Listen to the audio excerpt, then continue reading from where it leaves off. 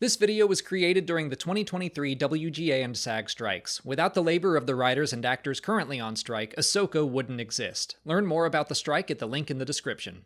And Din doesn't know anything about Star Wars anyway, so he'd be like, what do you mean there are witches? So is this a witch? It'd be so... What's up, everyone, and welcome to this week's Q&A. We took 20 questions. We took 20 questions all about Ahsoka from our Patreon, so let's get started. Starkasm, Chazertron 5000, and Caleb Diaz all ask if there will be a season 2. That's the big question, and I don't know if there's going to be a season 2. I think that's the more likely scenario, but we could build off of this just straight into Filoni's movie. Those are the two options I see, really. Yeah. I would love to see a season 2 just to further the story a little bit more, flesh out what it is Thrawn exactly wants to do, what he's going to do on Dathomir. I'm very excited for Dathomir. But how are we going to incorporate the other Mandoverse characters into Filoni's movie? I feel like we need a bridge season to kind of connect everything. Yeah, and really what I'm thinking is that we're going to get into this in some future questions as well, but I think Ahsoka season 2 would remain focused on Peridia, and I don't think we would deal with Thrawn or the New Republic so much. I think it would just be, okay, well, what are Ahsoka and Sabine doing? Baylan and Shin, obviously, maybe finally we'll get to figure out what their deal is, what they're up to. I think they would get more focus and screen time. So I think Ahsoka season 2 would be focused on Peridia, and then maybe they make their way back to the New Republic, where they would then help out with everything else going on. Yeah. I could also see them taking Mando season 4 and making that the bridge. Because the way Mando season 3 kind of left off, we're like, okay, well, what's next for them?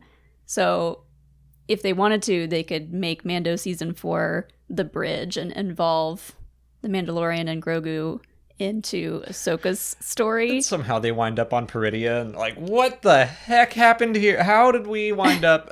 I mean, if they were going to take the idea of Rangers of the New Republic and basically make that Mando season 4, I could see it. They could wiggle that their way into that being the connecting factor to everything else. It's interesting because Ahsoka has a similar vibe to the Mandoverse, which I think makes sense, but it also feels like it's leaning way more into fantasy, whereas the Mandalorian is a little more Western. Mm-hmm. So it's just interesting that the Mandoverse has these different genres, and I think it would be funny if somehow Mando and Grogu wound up in this really high fantasy, and Din doesn't know anything about Star Wars anyway, so he'd be like, what do you mean there are witches? So is this a witch? There'd be so much to explain to Din, but that would be funny. But I kind of think that there will be a season 2 of Ahsoka, and that is going to build things back towards the New Republic movie. That's just my guess. Hope so. Just imagining Din with the Force gods on Mortis, and he'd be like, I can't handle any of this. I got a baby to take care of. This is too much. I'm going home. Call a whale. Aiden Walsh wants to know which cliffhangers will be addressed in which series or movies going forward. So now we're going to talk about Thrawn a little bit more in the New Republic and everything. And I feel like a lot of the New Republic stuff will be followed up on in The Mandalorian season 4. Skeleton Crew, it sounds like that show, the parents of that show are involved in New Republic bureaucracy in some way. Mm-hmm. We didn't really get to see what their day jobs were in the trailer at Celebration, but I think that we're going to continue on with all the New Republic stuff there, and then Ahsoka, the Peridia cliffhangers will be in Ahsoka season 2. Yeah, because we've gotten the Thrawn name drop, twice now in The Mandalorian. So I think it would fit if we're focusing more on the New Republic and the Imperial Remnant in the Mandalorian season 4. Then yes, let's talk Thrawn over there. I want to see Thrawn meet back up with all his buddies, have a heartwarming little reunion maybe. And I do very much hope that there is another season of Ahsoka just so we can find out more about Baylan and Shin. Yeah. But well, there's more I want to say about Thrawn, but we should read the next question first. Okay. Maria FT21, Jane Dalton, Caleb Diaz, and Brino Lira all ask where we think we'll see Thrawn next. Yeah, so I think that now that Thrawn is back in the main galaxy, he could potentially pop up, maybe not personally in every series, but I think the Imperial Remnant is going to start stepping things up a little more and a little more.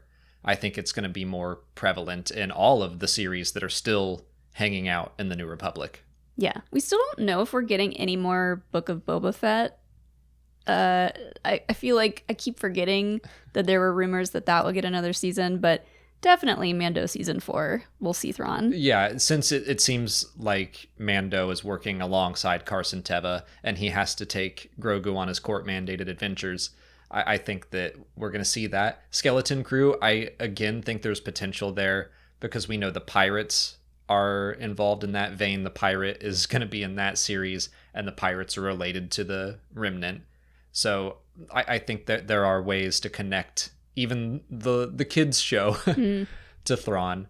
But I do think that there still will be a big moment for Thrawn to come back to the galaxy and stomp some New Republic forces and have that big grand reintroduction to the galaxy that I was hoping would be in Ahsoka. But since he has been teased in The Mandalorian a couple times, now maybe in Mando season 4, he shows up, he kicks some butt, and people that just watch The Mandalorian maybe don't need to know exactly how he got back or where he's been. But if they want to know, they can watch Ahsoka. Toy Art 86, Diabologist, and Hiromatsu all want to know if Thrawn is still at all loyal to the Chiss ascendancy. Yeah, absolutely. But in the books.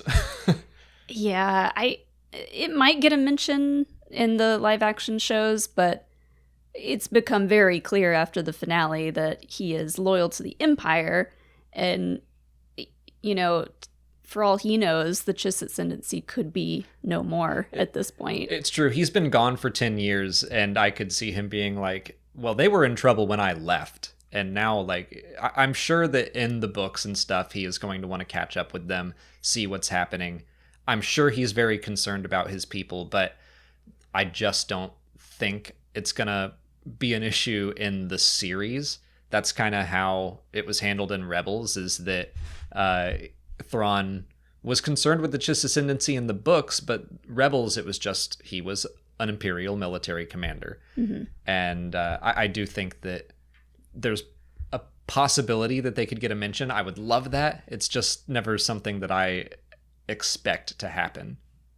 I also think that the whole Peridia thing and what Baylan's after, this potential greater power, that actually can work for...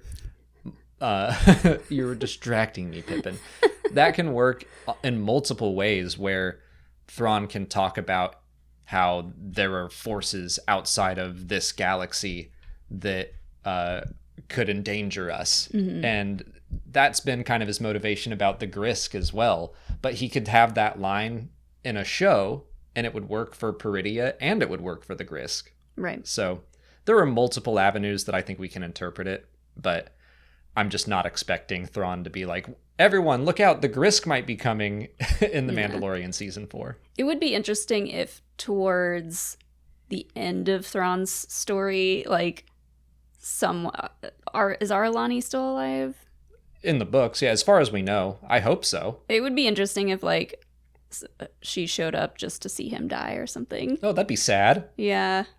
I don't know. I just don't think they're going to bring the Chiss ascendancy into this story much. I think it's unlikely. To me, that feels like Timothy Zahn's domain and his corner of the universe. So I think he will continue to tell that story with or without Thrawn as being present. I think there could be stories just about the ascendancy and them being like, where did Thrawn go?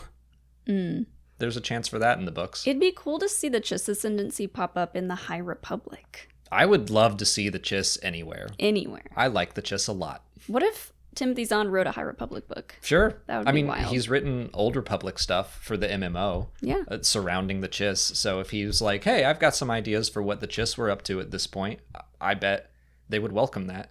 Chasertron 5000 asks if the series did a good job establishing Thrawn as a threat. For people who haven't read the books or watched Rebels, I'm unsure. Like, I want to hear from people who are in that position because, you know, we just know too much and we're in too deep.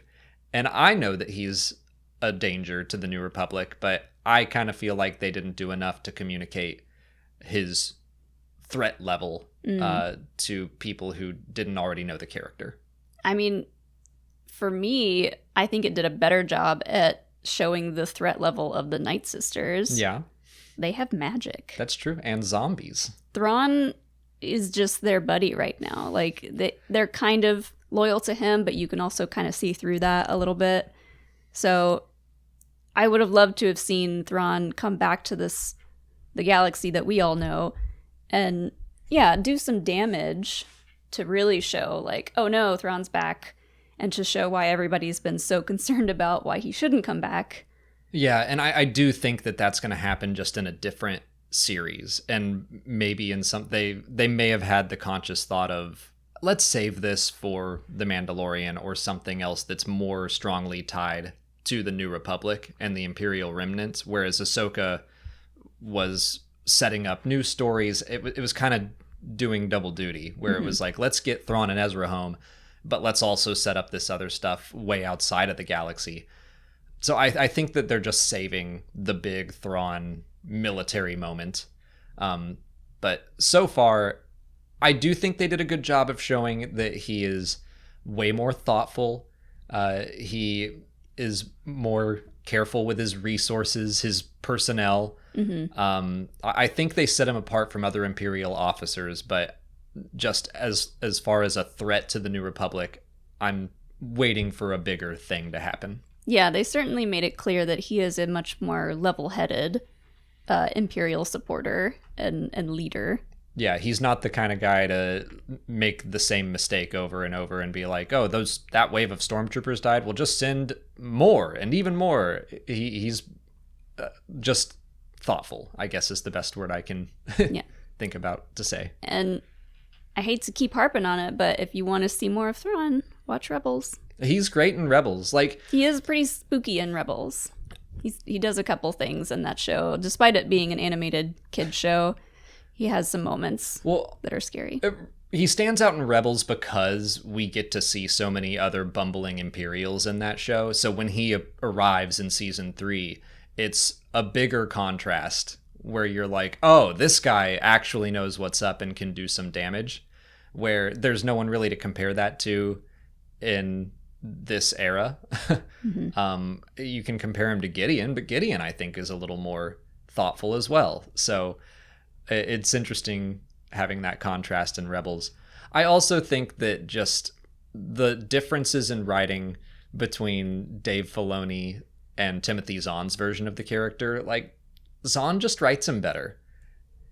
Zahn will write the whole, well, these are acceptable losses, and even though we lost this battle, we will win the war, and here's why. Like, when Timothy Zahn writes that, I believe him. When Dave Filoni writes it, it just comes off a little bit of, like, Thrawn's just talking out his ass. It comes off a little bit as like, wow, Thrawn is really accepting a lot of losses here. You're using that excuse a lot, which Timothy Zahn has the benefit of writing a book where you don't have to worry about screen time and you can get into someone's head. So I'm sure it's a lot more difficult to write Thrawn for the screen than it is for the page. Ellie Suhonen wants to know if Xiono will believe Thrawn is back or will he continue to deny it?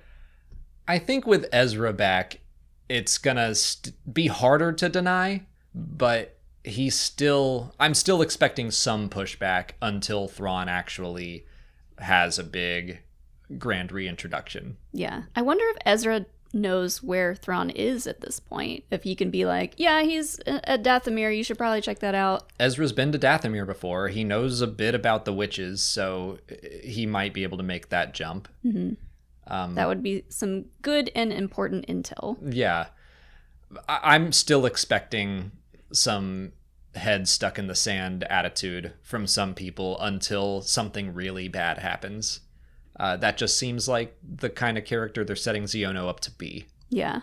I could see him being like denying it until something really terrible happens, and then he's like, oh no, and then he goes off to whatever planet he is going to hide on until Thrawn's gone again. It reminds me of Harry Potter and Voldemort, where Harry Potter sees Voldemort, Cedric Diggory is killed, and still people are like, you're being sensationalist. And it's not until the end of Order of the Phoenix that the Minister of Magic sees Voldemort with his own eyes and has to accept the truth. Audrey, Ice Phoenix, and a ton of people all ask what Baylan wants. I don't know. How are you feeling about that reveal of nothing? I mean, there were teases. I won't say it was a reveal of nothing, but the whole season was a bunch of teases. So it's still, I wanted something more concrete. He wants to go to Mortis? Yeah. That's my best guess. Whatever it is, it has something to do with the Mortis gods, because the statue he was standing on was the father.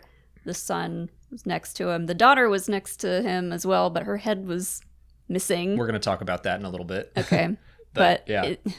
It was, you could barely tell, but it was like somewhere in the distance, there is a light at the top of a mountain or a building or something. Yeah, it almost looked like a lighthouse the way it was coming on and off, which could be the monastery from Mortis. We don't know. It just seems clear that he is seeking some great power. I'm still not quite on the Abeloth train. I'm more open to it now than I was a week ago. Are there any Abeloth questions here? I can't remember. Well, yeah. I don't want it to be Abeloth, but I said this in our live stream. If it is, I won't be surprised at this point. I think it's possible that it could be something like Abeloth, if not specifically her, like a new interpretation of that basic idea.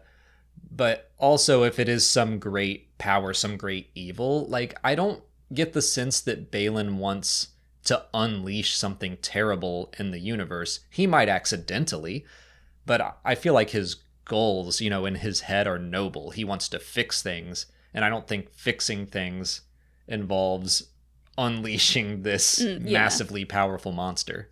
Right. I will say, I feel like they could take the idea of Abeloth, and because we've been introduced to Night Sisters and Great Mothers, they could tie the idea of Abeloth into Night Sister lore and make that connected to the Mortis gods. I would like that better, since they've given us so much Night Sister stuff already. Yeah, I think that is a fun idea. The Great Mothers is a good connection.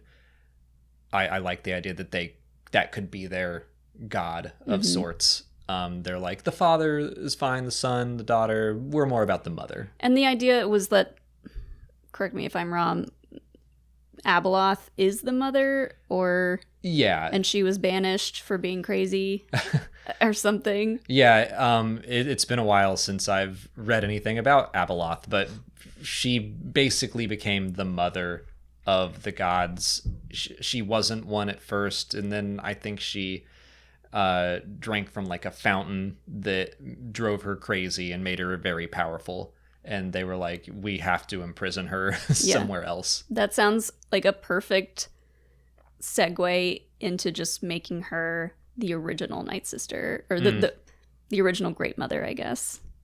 Yeah, that's kind of fun. Yeah, that's what I would like to see. Like, I think that there are ways that they can do something like Abeloth. I don't think it'll be specifically that. And if that's what happens, I don't think Baylan is trying to unleash something bad, because he wants to go back to the beginning. I think he's trying to do something that in his head is good. Yeah, he doesn't strike me as chaotic evil. But we have seen that he's willing to let bad things happen, like Thrawn returning in the name of his quest. So if he's like, well, if this thing gets out while I'm doing my thing, Seems like he doesn't care about the other universe or galaxy anymore, or what happens there. We don't know, and I really wish we did, but it'll be fun to speculate for who knows how long. Where this is going to be the new Snoke theory, the Baylan theory. That'll be fun. Rick Villanueva and Mia want to know why the daughter's statue's head was missing. Yeah, so this is interesting, and it's sent me on a bit of a tinfoil thing, so buckle up, but I wonder if it's not the daughter's face as we're used to seeing it, because it doesn't really look like her usual outfit. Like, you can look at the father, you can look at the son, and you're like, yes, that's definitely them, but that statue of the daughter just looks a little different, and I wonder if it might be Ahsoka. I told you. I don't want told that. you I was going into tinfoil stuff. So the outfit she's wearing looks a little more like what we saw Ahsoka wearing. Like, it just looks a little more angular, where the daughter's was like these very puffy shoulder sleeves. There's also something. Did the son look the same? Yeah, same enough. I mean, they're statues. I know. It's hard to tell. I know. That's why I'm saying this is Erosion tinfoil. and This is tinfoil hat territory. okay. Very much so. But there's something around the statue's neck, which could be Montral's. It could just be her collar. The outfit looks different, is all I'm saying. And it's interesting that they would remove that one statue's face. I just thought it was because the daughter died. I mean, I guess Well, they all died. They all died, but like, she died in a particularly spectacular way. And like transferred her energy into Ahsoka, so I don't know. But it just like plays into this theory that Ahsoka might one day become like a replacement for the daughter, some sort of ascended being. That I'm okay with. Yeah. I don't know. So if that statue is of Ahsoka, would that mean that she was always the daughter, or like I think it would be more of like a prophecy thing that's being fulfilled. I'm not going to go all in on this idea, but it is something that caught my attention. I'm like, the statue looks different. Mm-hmm. And I'm going to just, for now, I think it's safer to say it's probably just a different interpretation of what the daughter looks like in live action. But I'm open to it. I got my tinfoil hat ready. Okay. Ormappa asks how the Force gods are connected to Peridia. So we don't have the answer here either, but to keep on speculating, I'm wondering that if that mountain in the distance with the blinking light, if that is the father's monastery from Mortis, that maybe Mortis is not a planet, but just a location on Peridia. I would honestly be okay with that theory, because it would much more easily connect everything just to say, yep, that's Mortis. And that's where they were. Yeah, like, we just don't know how the obelisk works. So in the Clone Wars, Anakin and Ahsoka and Obi-Wan are all transported to Mortis through this big, weird obelisk thing. And it's like, I don't think Mortis is inside that. It could be just a completely spiritual realm. Maybe blinking... Sorry, that could be the way back home. Exactly. That if they get to Mortis, maybe they can enter it from Peridia and exit it somewhere else. Like, they can use Mortis's power to just teleport them wherever in the universe. Love that. Love that for them. But maybe the mountain is just another entry point. Like, maybe the blinking light is something that will teleport you to Mortis itself. Maybe that is the obelisk. I don't know. Mm-hmm. Yeah, and if we go back to my potential theory about the mother / Abeloth being Night Sister connected, it could be just where the mother is being held captive / Abeloth. Maybe.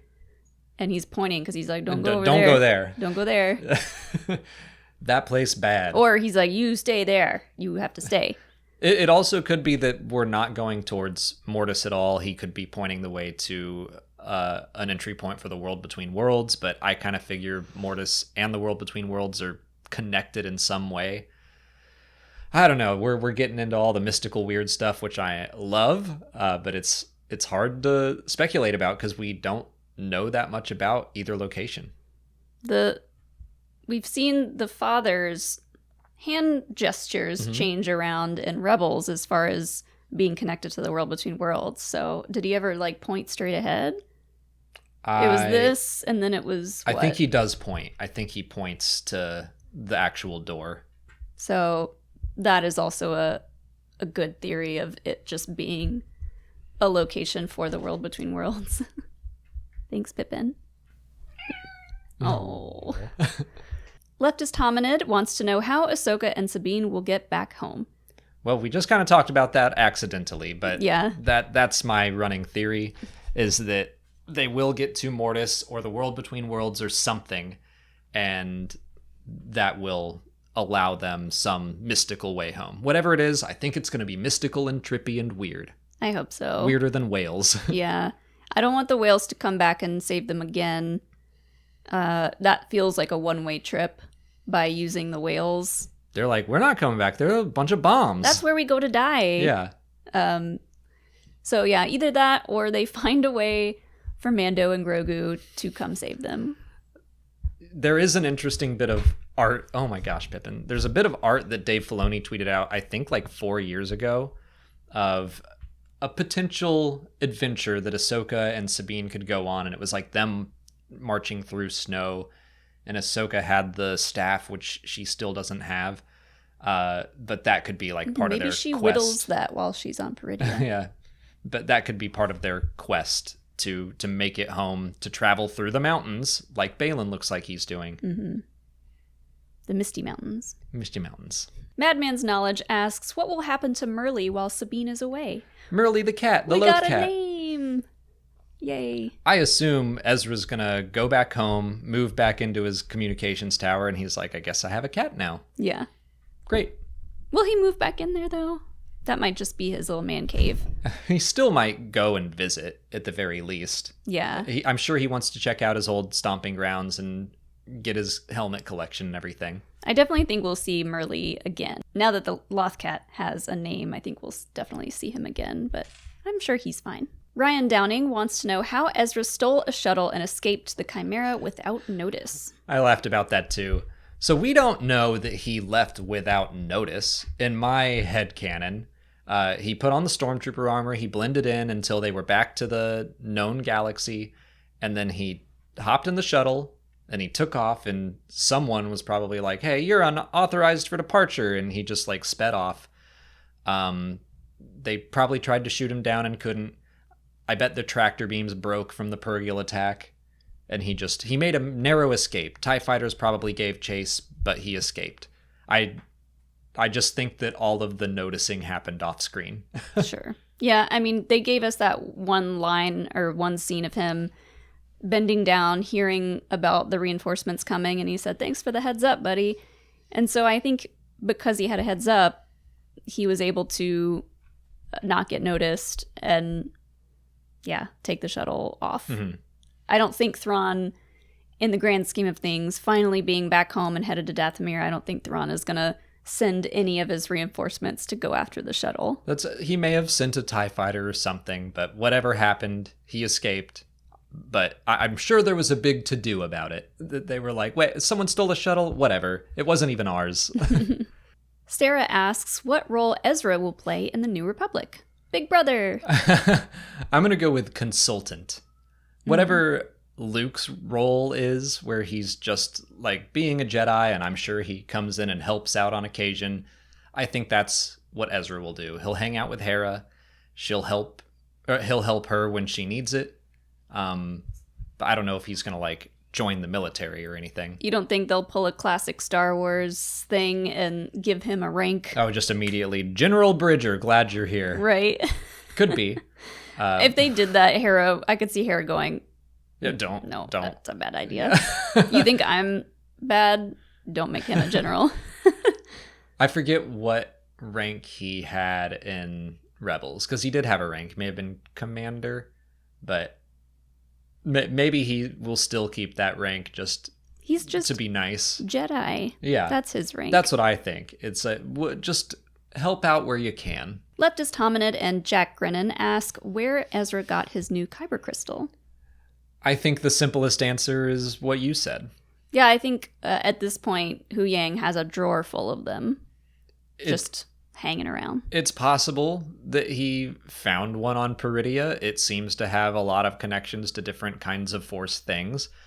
Or he kept his old blue lightsaber crystal from the blaster saber.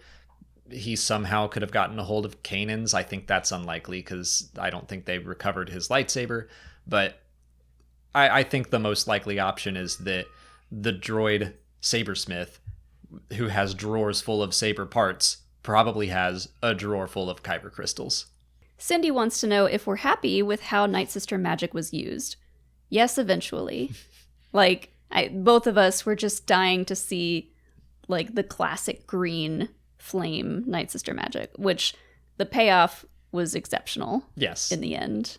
It's the dumbest nitpick, but I'm kind of like, why weren't those red strings between the balls green? Like that stupid nitpick. It doesn't actually bother me, but I was itching for the green flames, and they saved it for a really, really cool moment with Morgan. Mm-hmm. Seeing it with the stormtroopers was awesome. Seeing the Great Mothers doing that chant and the flames coming out of their eyes, loved all that. The Blade of Talzin, super cool. The green mist that comes over the dead troopers when they are reanimated, and then the green glow in the eyes was great. So, I thought it was great. Yeah, when they actually got to do it, it was cool. And they're still around, so I'm still hoping for one day the full Mother Talzin, she came down in a bubble bro, shooting green light out of her hands. I love that too. Scotty Heron asks when the night troopers became zombies. So I think the stormtroopers that we saw Ahsoka and Ezra and Sabine kill, they were not zombies, because Thrawn had that talk with the Night Sisters, and he was like, they're the volunteers, and they know what's going to happen to them. And I think Morgan said, our magic will protect you from the Jedi, or I forget her exact wording, but it just sounded like, you're about to be zombies, and we filled you in. You know the deal. Mm-hmm. But we also saw the Death Troopers, who double Death Troopers. We didn't see them get reanimated, but they were definitely dead. I mean, from what we could see of the face of that one, they were long dead and rotten. So I think they could have been casualties of just the trip to Peridia. Yeah, at some point they died. You threw out the theory that they were on the front lines. They got to Peridia, they were probably attacked by the Raiders, and those Death Troopers died defending Thrawn, but then they reanimated them. Because Thrawn does say, Great Mothers, I am in need of your dark magics once again. Mm-hmm. So I think that some of his army are zombies. Some of them are still alive. And, if you go down swinging, we'll bring you back. And you won't quite be the same, but... That would be awkward for the alive ones, just looking around. Because you can't really tell. And we're like, are you... What's up, bro? Are you... You're like, oh, okay. Right. Looking around, trying to find, the one guy to have a conversation with. Brains, am I right? Anybody? Elo Asti and James Rincon want to know if the Night Sisters will resurrect Asajj Ventress. I've heard this theory thrown around a lot. I don't think so. I mean, I think that there's potential we could learn about some new form of Night Sister resurrection magic that would retain who Asajj was. But every time we've seen a Night Sister do this, they turn into, just kind of mindless thralls. Mm-hmm. And I wouldn't want Asajj back like that. I would want Asajj Ventress back. Yeah, I think her story is over, unfortunately. you can read Dark Disciple to figure out how her story ends, but if we get Asajj Ventress back ever in live action, I would want it to be like her in her glory days, from Clone Wars. And there is always the potential that we can just learn about. Hey, we can really fully resurrect someone, but it's a lot harder. Maybe it involves one of the Great Mothers, like sacrificing themselves to fully bring someone back. But yeah, from what we've seen so far of the magic, I don't think it works that way. And also, Asajj had a fitting end. She came back to the light side, so it would be kind of weird to undercut that and have her be now a dark side zombie. Yeah, I don't want to see that. Yeah. Escarup asks if Sabine using the Force means once and for all that anyone can use the Force. I think so. Seems like it. I mean, it took her a long time to train, just like Ahsoka said, her body, her mind, to really get herself there to the point of being able to use it. But yeah. There's still elements of just how it was done in the show that I'm like, I don't feel like it fully landed for me, but I still like just the idea that the Force is available to anyone. Talent is a factor, sure, but anyone can do it. It's just difficult. And that's what George has always said. Reading like making of books or the archives books or any of that, George is like, the Force is within all of us. It's just that over time, I think adults, we kind of lose it. The way they talk about, without training, without focus, Grogu, his powers in the Force are going to fade away. I think that just happens with adults, that you got to like really commit to being part of the light side and staying balanced with the world around you. So yeah, it's a lot harder for an adult, I think, to do it. It took a pretty intense life or death situation for her to use it. Right. So, and that's like, that doesn't super work for me. I understand it, but I wanted her to have like an emotional epiphany of like what was blocking her, what was keeping her from growing. I figured it would be her saving Ezra, because this whole season it's been all about her getting back to Ezra. So I figured that would be the way into actually being able to use the Force for her. But so it kind of was that. I think you can interpret it that way, because he was in danger. There was a Death Trooper after him, and she's like, I need to save myself and then save Ezra. But I think it just could have been communicated a little bit better. I think that was more down to the directing, I guess. But like, I like the idea that if Ezra getting home and he had to make that huge jump and he couldn't do it by himself, and Sabine just being like, I can do this, I can save you. Like, that would have been a really high stakes moment for her to use the Force for the first time. And it would have been all about trust and hope. And like, I would have enjoyed that more, I think, if that were her first time using it. Yeah. Also, all the stuff about the lightsaber, like Ahsoka's like, being a Jedi is not all about fighting with a lightsaber. But this episode, it kind of is. And the first time Sabine really uses the Force blatantly is her getting her lightsaber. Whatever. It was fun. I still like the message. Starchasms wants to know Chopper's final kill count of the season. Obviously, it was a 0, it looks like. Looks like it. And we're answering this just because we kept going through it for our Star Wars Rebels rewatch. Because his kill count is in the thousands in that show. We didn't see Xiono in the finale. That's true. So he might have... Yeah, the Xiono in Star Wars Resistance is an imposter. But yeah, I'm still holding out hope that at some point Chopper's going to get to do something really unhinged in the movie, or Mando Season 4, something. But, this story was more focused on the Peridia side of things. Chopper didn't have that many scenes. The ones he was in, he really did shine, though. Yeah. He's got the anti-kill count, which is keeping Jason alive. That's true. Ormappa asks if we think the series would have been better if it were animated. I don't really think it would have been better by default. I do wish that it had more episodes. I think that's it. And when you look at The Bad Batch, it still gets 16 episode seasons.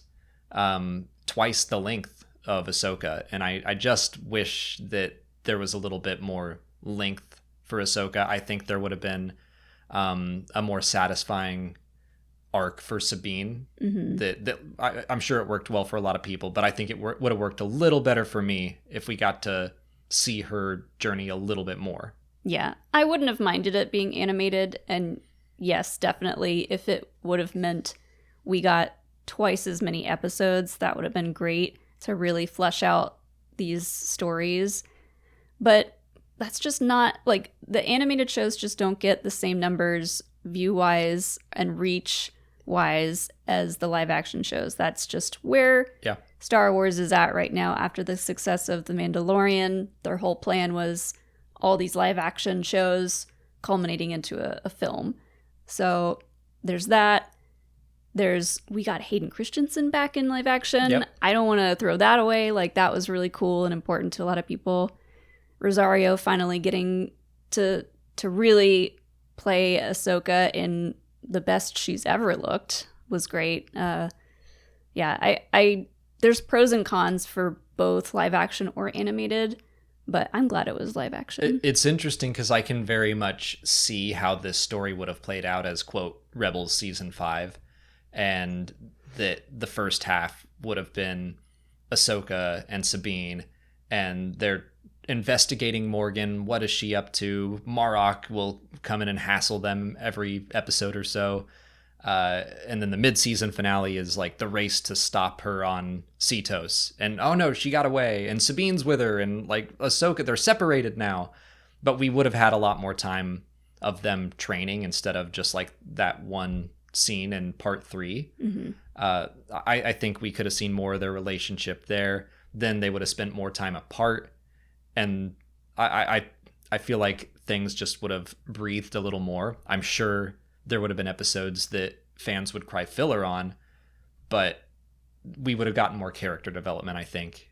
Like, this felt like a Rebels season that just condensed. was, very condensed, very fast, which meant it moved. I had a blast watching it, but I think it could have used a couple more scenes to let it breathe. If there were like 2 more episodes, I think that would have benefited things. It would have been nice to see maybe like a flashback of when Ezra and Thrawn first got to Peridia and just what that looked like. And then cut to Sabine finding Ezra and then giving them a little more time to breathe on camera. Like have an episode of like Ezra really processing that people are there to save him and he can finally go home. They can talk a lot more in depth about what all he has missed. And just stuff like that I would have loved to see more of. Yeah. I mean, I don't think that it necessarily, I'm not down to pit animation versus live action. I love them both, but I'm more just, I wish it were a little bit longer. Andor got 12 episodes. Why can't Ahsoka get 10 or something? That's all the time we have for questions today. If you want to leave a question for next week's video, just put it in the comments below or sign up for Patreon to join our weekly Q&A discussion. If you haven't already, please like this video, subscribe to the channel. Follow us on X, Instagram, Threads, Blue Sky, and TikTok. And as always, thanks for watching, and may the Force be with you.